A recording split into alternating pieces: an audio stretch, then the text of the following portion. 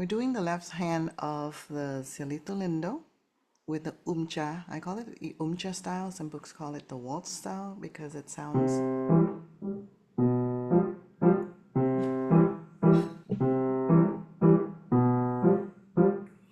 And so we're dealing with chords that you already know well.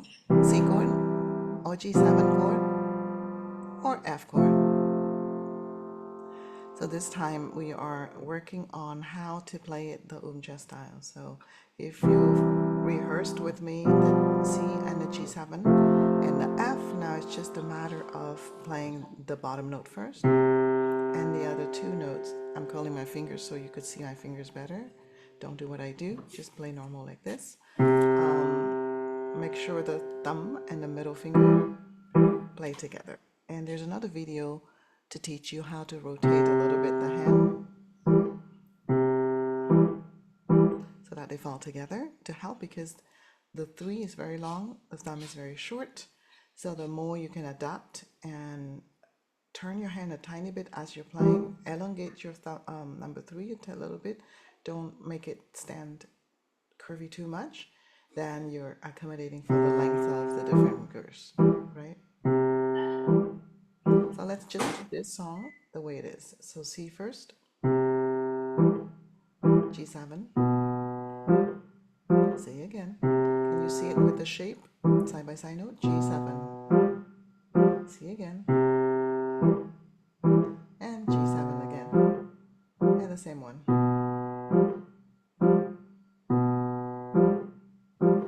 So far so good. You can guess all of those chords pretty easily.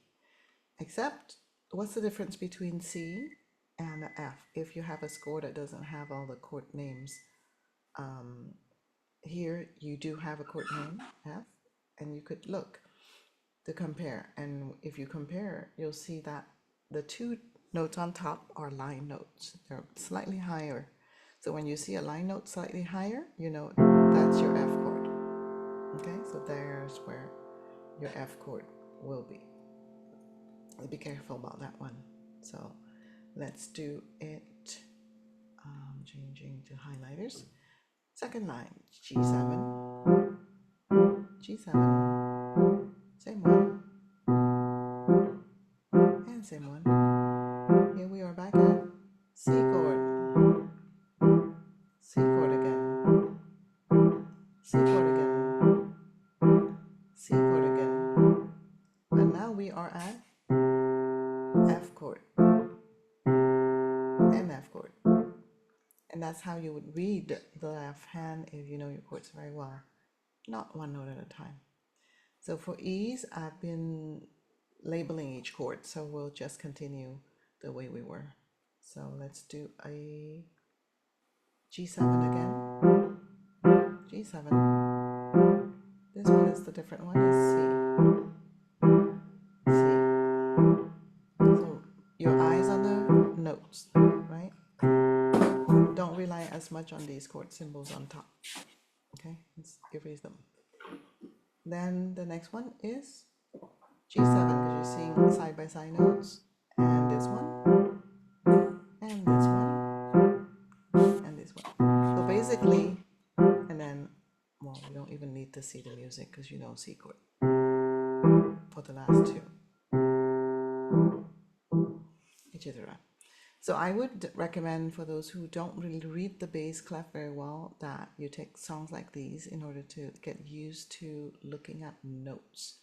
You're actually trying to look at the notes, and you could see that, oh, the last one, I just played the bottom 2 notes.